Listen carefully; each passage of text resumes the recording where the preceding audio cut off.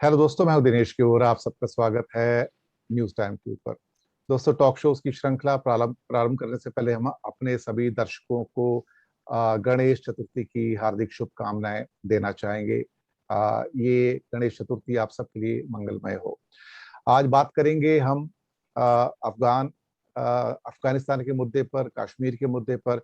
और इस मुद्दे पर बात करने के लिए हमारे पास जो हमारे विद्वान हैं, डोमेन एक्सपर्ट्स जो हैं, खास शख्सियत, पहले भी हमारे शो पर कई बार आ चुकी हैं। कुसुम कौल व्यास जी, स्वागत है आपका।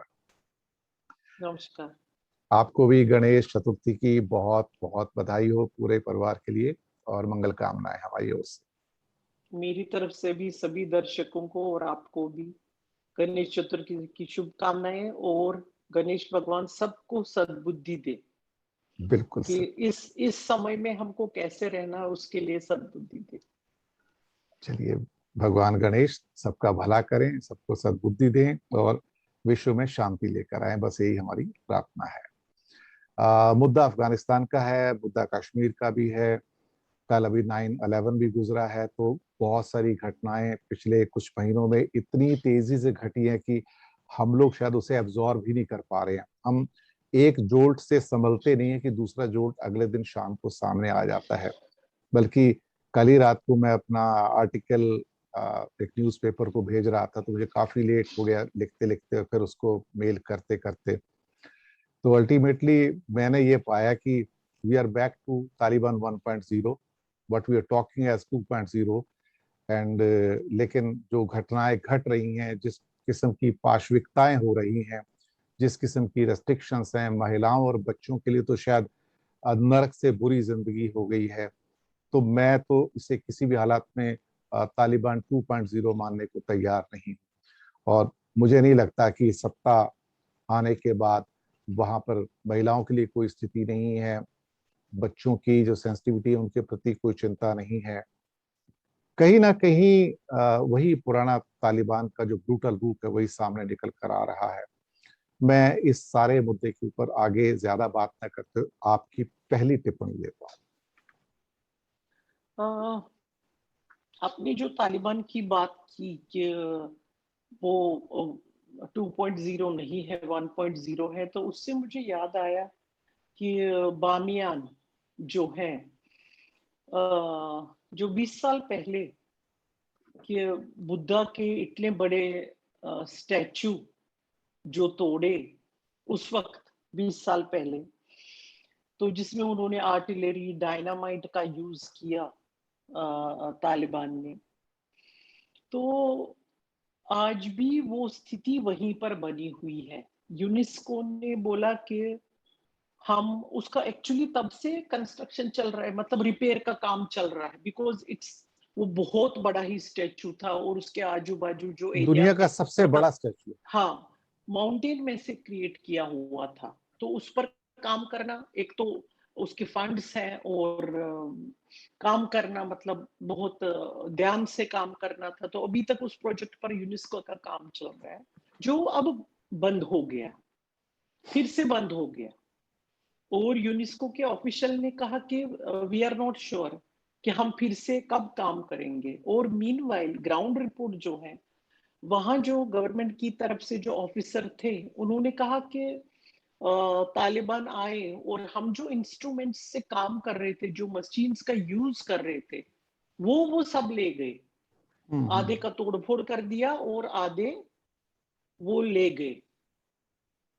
तो ये जो तालिबान का अप्रोच है कि हमको इस्लाम के सिवा जो भी कुछ है उनकी धरती पर, उनकी जमीन पर, तो वो सब उनको खत्म कर देना, कोई भी नामो निशान उनको रखना ही नहीं है। पर कुसुम जी, हम तो ऐसे किसी इस्लाम को जानते नहीं है जो दूसरे धर्म के प्रति इतनी नफरत करता हो। बाकी देशों के अंदर भी मंदिर हैं, मूर्तियां हैं। यूएई के अंदर मंदिर मंदिर बन रहा है। इसके अलावा बाकी इंडोनेशिया जाइए, आप नहीं, मलेशिया जाइए, इवन बांग्लादेश जाइए। आ, इंडोनेशिया तो सबसे बड़ा एग्जाम्पल है। हाँ, पाकिस्तान के जो अंदर भी मंदिर है, मैं ये नहीं कर रहा हूँ।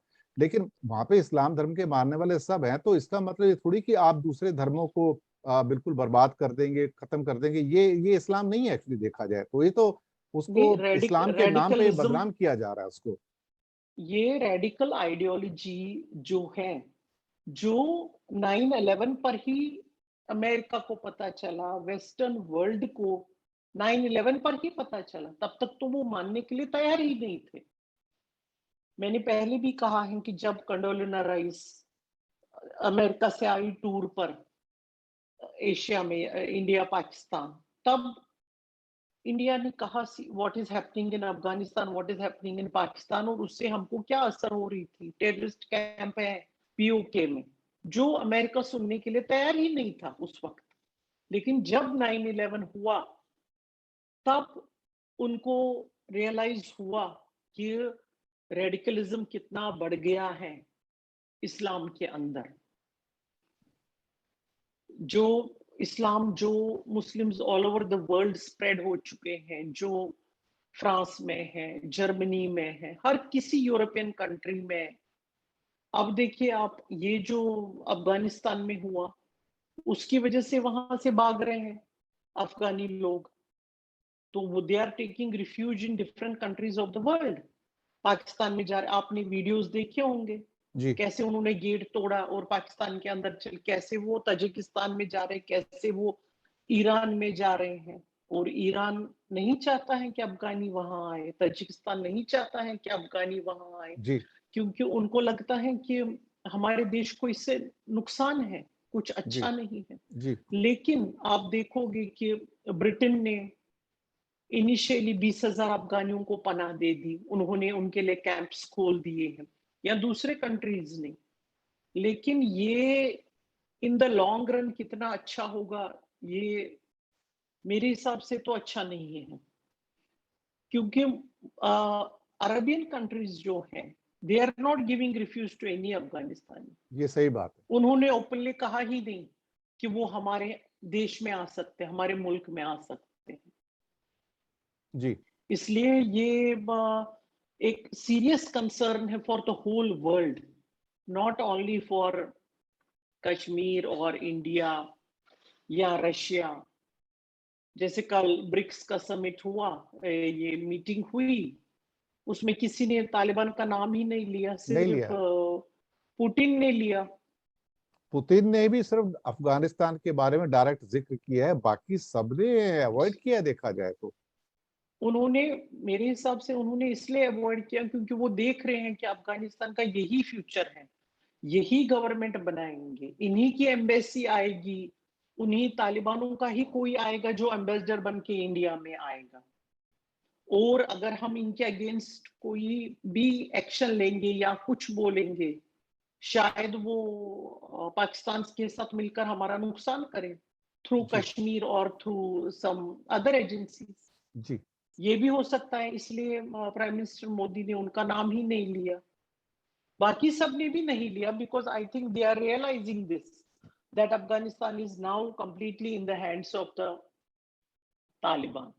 ऐसा जी मेरा मानना है। दे जी डोंट सी कि they are going to go away. खाली एक लेडी विमेन जर्नलिस्ट और जो लेडीज निकली रोड्स पर और उन्होंने तालिबान को अपोज किया, I think that is the only opposition they are having from their own country. बाकी तो है नहीं, बाकी तो सब लगे हुए हैं देश से भागने में। वो भी कब तक सस्टेन कर पाएंगे नहीं वो नहीं पता कर पाएंगे, है। वो भी नहीं कर पाएंगे, उन पर भी कुछ जबरन जुल्म होगा कभी भी, और वो भी चुप हो जाएंगे। जी। अब आते हैं कश्मीर पे। चूंकि आपकी पृष्ठभूमि कश्मीर की है, आप समाज में बड़ा काम कर रहे हैं, विमेन चैम्बर ऑफ कॉमर्स की आप अध्यक्षा रही हैं गुजरात के अंदर, अभी भी हैं रादर।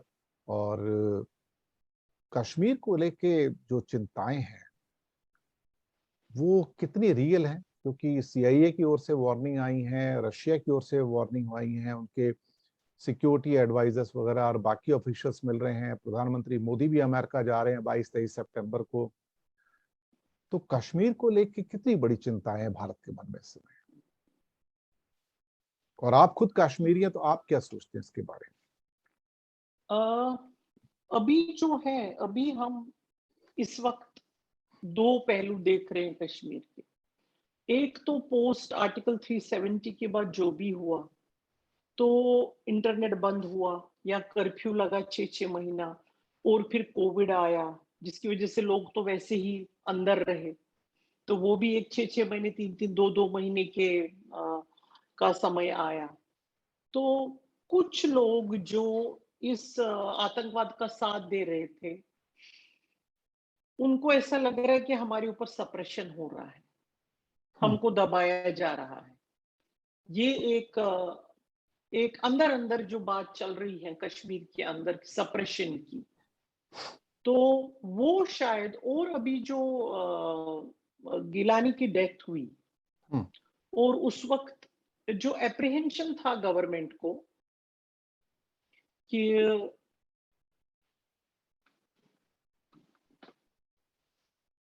हेलो? हाँ जी, बात करिए, आ रही, आई कैन हियर हाँ, यू। Okay, okay.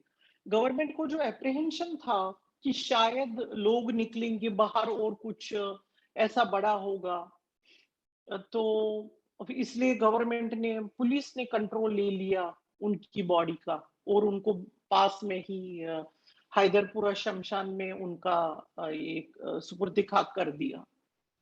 तो गवर्नमेंट को ऐसी आशंका थी, लेकिन ओवरऑल लोग तंग आ चुके थे ऑलरेडी।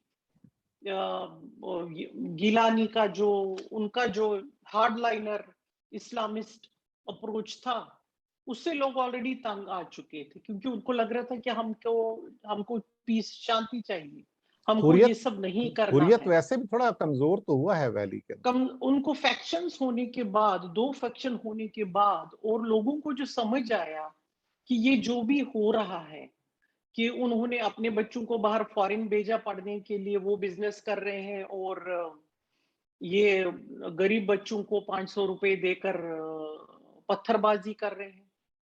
तो लोगों को ये बात समझ आ गई कि 20 साल में ऐसा हो गया। इसलिए वो गिलानी से भी तंग आ चुके थे जी कि हमको ये हार्ड लाइन, ये फेस तो नहीं करना है, इनको साथ तो नहीं देना है, और साथ देके भी उसमें से कुछ रिजल्ट आने वाला है नहीं। और जी बेसिकली लोगों को शांति चाहिए जीने के लिए, वो जी कब तक सहन करे कि जी सुबह निकला हमारा बेटा और शाम को वापस नहीं आए क्रॉस जी फायरिंग में। जी जी जी ये बात से भी कश्मीरी लोग तंग आ चुके, और वो भी शांति चाहते हैं। जी लेकिन अब ऐसे एलिमेंट्स हैं कश्मीर वैली में, जो पाकिस्तान की लाइन अभी भी टो कर रहे हैं, जी कि पाकिस्तान जैसे चाहता है तो उनको ऐसा करे, इंडिया को टोटली वो कियोस में डाले। इसलिए India has to tread difficult line in going ahead with Pakistan. पर कश्मीर के एंड लोग जहां तक पाकिस्तान के जो रेडिकल विंग्स है उनका सपोर्ट तो करते आए हैं, कश्मीर वैली के अंदर उनको सपोर्ट मिली है कुछ लोग, कुछ कुछ लोगों लोग, को, एक तबके हाँ, को। लेकिन क्या वो तबका आईएसकेपी या तालिबान को भी सपोर्ट करेगा? आपको क्या लगता है इसमें?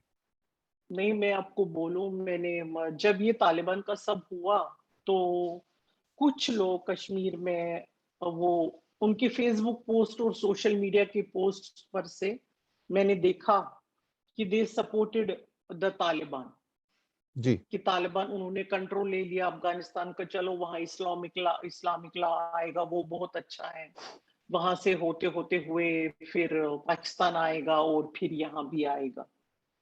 और they were discussing among themselves on Facebook कि इंडिया क्यों इतना परेशान हो रहा है, इसमें परेशान होने की कहाँ बात है। फिर समवन वाज राइटिंग कि इंडिया के इतने सारे प्रोजेक्ट्स हैं, they have spend millions of dollars in Afghanistan, तो इसलिए वो इतना परेशान है, बाकी कोई परेशान होने की जरूरत ही नहीं। This is what educated and intelligentsia some from Kashmir, this is what they were talking about, तो because क्या, they could not see the bigger लेकिन लेकिन repercussions of the whole thing. Kashmir में ठीक है, अभी भी थोड़ा सपोर्ट है, लेकिन कश्मीर की महिलाएं कभी भी वो रूप जो अफगानिस्तान में महिलाओं का इस टाइम देखने को मिल रहा है, मुझे नहीं लगता दुनिया में कोई भी इस्लामिक देश उस रूप को पसंद करेगा, जो उस रूप की ब्रुटैलिटी है, जहां उन्हें बाहर हाँ, नहीं निकलने दिया जाता, पूरा बुर्का पहन के ऊपर से लेके नीचे तक पढ़ने पे उनकी आजादी नहीं रह गई है, खेलने पर पूरी एग्जैक्टली, पाबंदियां लग गई हैं, अब इस किस्म के रूल मुझे यूएई वगैरह में तो बाकी जगह तो देखने में नजर नहीं आते, जो कि एक थोड़े से हाँ एडवांस इस्लामिक कंट्री है। इस्लाम तो वहां भी है, सऊदी में भी इस्लाम है, ठीक है, थोड़ा दूसरी किस्म का, कतार में भी है, ओमान में भी है, दुनिया के इंडोनेशिया है, मलेशिया है, बहुत जगह इस्लाम है, हिंदुस्तान में भी है, बांग्लादेश के हाँ अंदर भी है। लेकिन ये वो अफगानिस्तान वाला रूप थोड़ी है इस्लाम का, उसका वो तो अलग है बिल्कुल। ये इस्लाम जो हाँ। प्ले कर रहे हैं वो तो असली इस्लाम है ही नहीं, देखा जाए तो, जिसे आप असली ये इस्लाम तो नहीं कह सकते। नहीं, आप इस्लाम इस्लाम ने तो महिला की प्रोग्रेस की बात की है। जी। जैसे वो एक जेंट्स को रीमैरिज का दिया है परमिशन, वैसे एक महिला को भी दी है, प्रॉपर्टी में भी हिस्सा दिया है इस्लाम ने। तो लेकिन ऐसा सप्रेशन नहीं दिया है इस्लाम में महिला को। लेकिन इन्होंने अब अपना इस्लाम खड़ा कर दिया। और ज्यादातर इसमें ऐसा होता है कि एक दूसरे को दिखाने के लिए कि हम ज्यादा इस्लामिक है, मैं ज्यादा अच्छा मुसलमान हूँ। ये कंपटीशन की बात है, और उनको लगता है वो दूर के डोल सहाने, किसी को लगे कि हाँ वहां का ही इस्लाम ज्यादा अच्छा होगा। ग्राउंड रियलिटी उनको पता भी होती है तो फिर बोलते नहीं है कि ग्राउंड वहाँ क्या है, हकीकत क्या है जी वहाँ। बिल्कुल सही कहा। वो वो डिस्कस करने से कतराते हैं। बाकी उनको मन में तो सब पता ही होता है वहां क्या हो रहा दूसरी है। बात, ऐसा हाल है। कल ही 9/11 भी गुजरा है, और हाँ उसकी यादें भी बड़ी विभत्स किस्म की यादें हैं। और फिर से हाँ। दुनिया वो खतरा अपने सामने आता हुआ देख रही है, चाहे वो यूनाइटेड नेशन के थ्रू हो, यूएनएससी के थ्रू यस। हो। कहीं ना कहीं ऐसा लगता है कि अफगानिस्तान एक बहुत बड़े खतरे के रूप में दुनिया के मैप पर उभरा है। और 9/11 उसकी हमेशा याद दिलाता रहेगा कि अल्टीमेटली इंसानियत का कत्ल करने के लिए इंसान ही किस सीमा तक जा सकता है। कोशिश तो ये होनी चाहिए कि 9/11 दुनिया में फिर कभी भी ना हो, क्योंकि इस एग्जैक्टली। बार अगर कुछ ऐसा हुआ तो फिर शायद मुझे लगता है कि हम एक ऐसी स्थिति की ओर बढ़ जाएंगे जहां से कोई यू टर्न नहीं होगा फिर उसके बाद। हाँ। ये बात है। यस। ये ये तो है। पर मुझे लगता है थोड़ा अब सब लोग अवेयर हो गए हैं इस बात के लिए। आई थिंक सभी countries they are becoming aware of what is happening. और सोशल मीडिया के आने से, कि जैसे अफगानिस्तान में लास्ट आर्मी पर्सनल प्लेन में बैठा तो everybody in the world could see it, so we know what is happening in which part of the world through social media. I think social media की वजह से जो हमको सब कुछ जल्दी पता चल जाता है, अच्छा और बुरा दोनों पता चल जाते हैं। कि if somebody is doing something good somewhere we come to know about it, और कुछ बुरा हो रहा है वो भी पता चल जाता है। आई थिंक वो जरा उसकी वजह से we are in a better position this time, human beings on this earth, we are in a better position I think. और जो countries can connect each other through satellite phones and this social media, heads of the states, I think that can divert the situation। 9/11 जैसा मुझे नहीं लगता है अभी, because America has also become equally aware कि उन्होंने जो इराक में किया, in Syria में किया, they interfered in so many in the internal affairs of so many countries। Cuba, वहां यहाँ since 1960s they have been doing। अब मुझे लगता है दे आर, क्योंकि वहाँ लोकल अमेरिकन भी अब बहुत कॉन्शियस हो गए हैं कि with the taxpayers money our country is killing our soldiers, with our taxpayer money they are buying the arms for these countries। और इसमें इतना वायलेंस है। आई थिंक आपने अगर एक वीडियो देखा होगा तो बाइडेन को एक there was a soldier who told him कि you killed so many people in Afghanistan war, in Iraq war, unnecessarily आपने 20 साल you spend so much of money, so many arms, billions of dollars, and result is nothing। I think that has created an awareness, and America will be careful before putting foot on some other country. ऐसा बिल्कुल मुझे लग रहा है। बिल्कुल सही कहा। और हम सभी अपनी फिंगर्स को क्रॉस करके बैठे हैं। अभी किसी भी नतीजे पर पहुंचना बड़ा मुश्किल है, सिचुएशन फ्लूइड है। बामियान बुद्धा को तोड़ने वाला व्यक्ति प्रधानमंत्री बना हुआ है, सिराजुद्दीन हक्कानी जो कि ड्रेडेड टेररिस्ट था, जिसके सिर पे $5 मिलियन का इनाम था, वो होम मिनिस्टर बना बैठा है। क्या हाँ, इस दुनिया में एक अजीब संजोग बन रहा है कि जिनके हाथ में बंदूकें हैं, जिन्हें प्रशासन चलाने का कोई अनुभव नहीं है, जिन्हें पता नहीं देश कैसे चलाया जाता है, जिन्हें सिर्फ विनाश करना आता है, आज वो हाँ, सो कॉल्ड एडमिनिस्ट्रेशन की कुर्सी पर बैठे हैं। तो यही दुनिया के लिए चिंता का विषय है।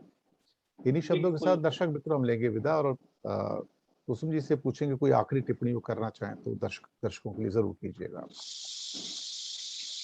आखिरी मुझे लगता है हमारे पास इंडियन आर्मी तो है ही, which is best in the world. लेकिन फिर भी हमें we should be very careful, very much aware what is happening around us, and take care of ourselves and our nation. Nation should be our priority first. This is the time to take care of our country, uh, right starting from our own self. बिल्कुल बिल्कुल। और That सभी का is my फर्ज बनता है, सभी का फर्ज बनता है कि इस message समय to the whole nation. जी देश का साथ दें। और इस समय ये Yes, जो संकट की घड़ी है, इसमें सब लोग एकजुट होकर बात करें, एक स्वर में बात करें, exactly. ताकि यहाँ से डाइवर्स या बिखरे बिखरे मैसेज बाहर ना जाए कि कुछ लोग साथ हैं, कुछ लोग विरुद्ध हैं। और आतंकवाद के साथ जो लड़ाई है हमारी सबकी, उसमें हम सबको एकजुट होकर एक साथ रहना चाहिए, एक स्वर से बात करनी चाहिए। क्योंकि अगर कुछ लोग उसके बावजूद भी अलग स्वर निकाल कर और आतंकवाद का किसी न किसी रूप में समर्थन करते हैं, तो वो अपने देश का अहित कर रहे हैं देखा जाए तो। इन्हीं शब्दों के साथ लेंगे हम विदा, और कुसुम कौल व्यासी को करेंगे शुक्रिया अदा कि उन्होंने कीमती वक्त निकाला, हमारे साथ आए। और दोस्तों, अफगानिस्तान के ऊपर बातचीत चलती रहेंगी, क्योंकि ये मुद्दा अभी खत्म होने वाला नहीं है, मुद्दा अभी शुरू हुआ है। तो शुक्रिया आप सबका, और हम बहुत जल्दी आपसे Thank you. मिलेंगे नए ज्वलंत मुद्दे के साथ, नए मेहमान के साथ। इंतजार कीजिएगा। धन्यवाद आप सबका।